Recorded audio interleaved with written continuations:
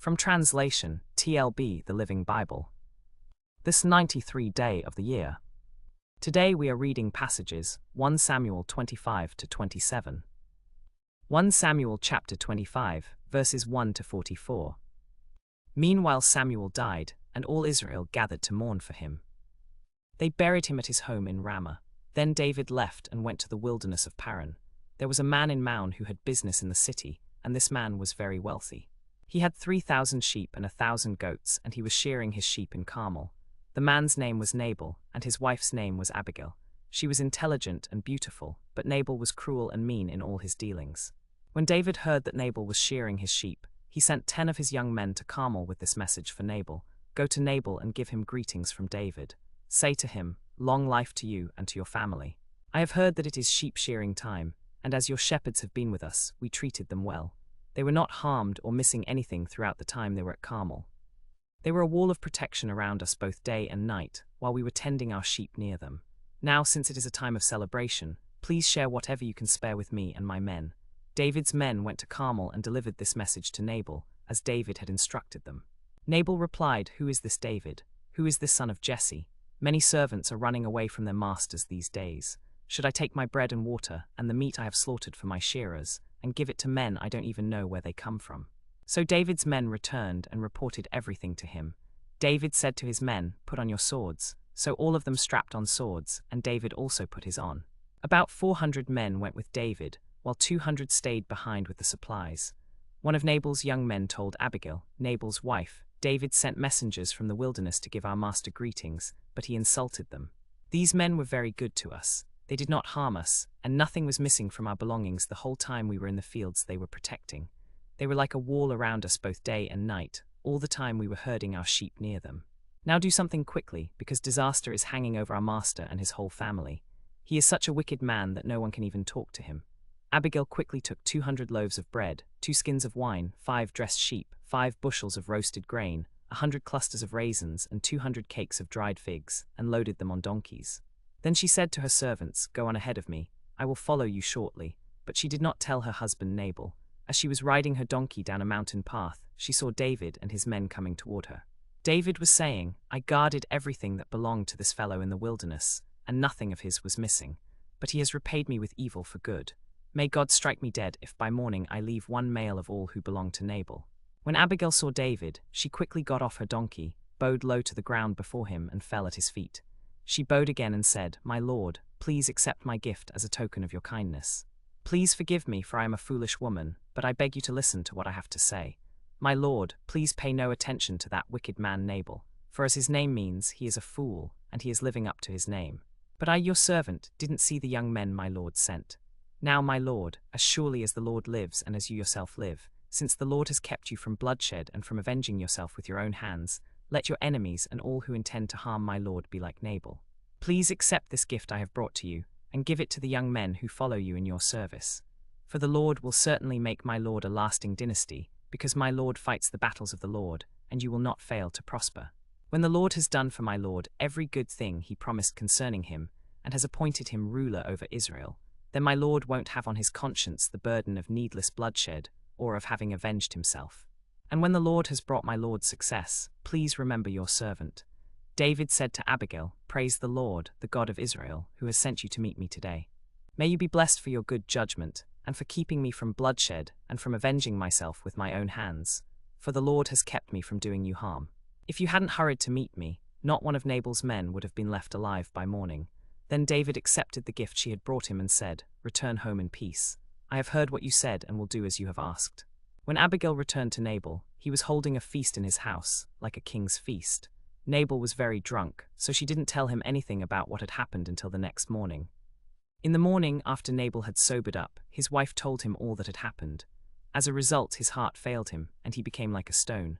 About 10 days later, the Lord struck Nabal, and he died.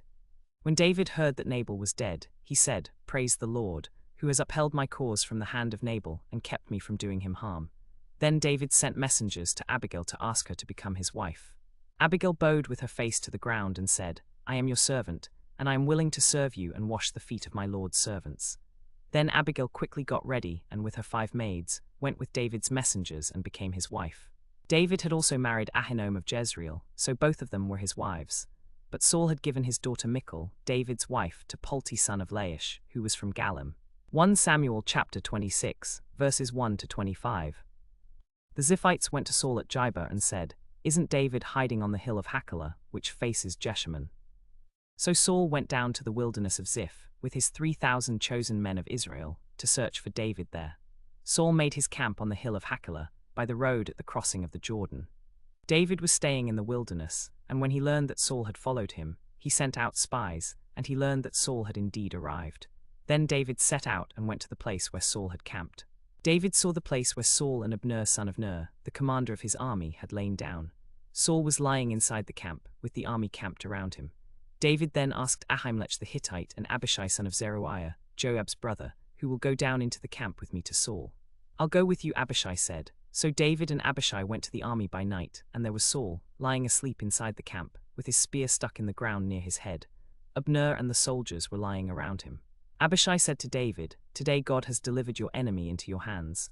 Now let me pin him to the ground with one thrust of my spear. I won't strike him twice." But David said to Abishai, "Don't destroy him. Who can lay a hand on the Lord's anointed and be guiltless? As surely as the Lord lives," he said, "the Lord himself will strike him, or his time will come and he will die, or he will go into battle and perish. But the Lord forbid that I should lay a hand on the Lord's anointed. Now get the spear and water jug that are near his head, and let's go." So David took the spear and water jug near Saul's head, and they left. No one saw or knew about it, nor did anyone wake up. They were all sleeping, because the Lord had put them into a deep sleep. Then David crossed over to the other side, and stood on top of the hill some distance away. There was a wide space between them. He shouted to the army and to Abner son of Ner, "Abner, would you not answer me?" Abner replied, "Who are you who calls to the king?" David said to Abner, "You're a man. Shouldn't you have protected your master the king? Someone came into your camp to destroy your master the king. You didn't guard your lord, the Lord's anointed. Look around you. Where are the king's spear and water jug that were near his head?" Saul recognized David's voice and said, "Is that your voice, David my son?" David replied, "It is my voice, my lord the king." And he added, "Why does my lord pursue his servant? What have I done, and what wrong am I guilty of? Now let my lord the king listen to his servant's words. If the Lord has incited you against me, then may he accept an offering. If, however, it is people who have done this, may they be cursed before the Lord, for they have driven me today from sharing in the Lord's inheritance, saying, 'Go serve other gods.' Now do not let my blood fall to the ground from the presence of the Lord. The king of Israel has come out to look for a flea, as one hunts a partridge in the mountains." Then Saul said, "I have sinned. Come back, David my son, because I will not harm you, for you considered my life precious today. I have been a fool and have erred greatly. Here is your spear, O king," David answered. "Let one of your young men come over and get it. The Lord rewards every man for his righteousness and faithfulness. The Lord delivered you into my hands today, but I would not lay a hand on the Lord's anointed. As surely as I valued your life today, so may the Lord value my life and deliver me from all trouble." Then Saul said to David, "May you be blessed, my son David. You will do great things and surely succeed." And David went on his way, while Saul returned home. 1 Samuel chapter 27, verses 1 to 12. But David thought to himself, "One of these days I will be destroyed by the hand of Saul. The best thing I can do is escape to the land of the Philistines. Then Saul will give up searching for me anywhere in Israel, and I will escape from his hand." So David and the 600 men with him left and went over to Achish son of Maoch, the king of Gath. David and his men settled in Gath with Achish. Each man had his family with him, and David had his 2 wives, Ahinoam of Jezreel and Abigail, the widow of Nabal of Carmel. When Saul was told that David had fled to Gath, he no longer searched for him.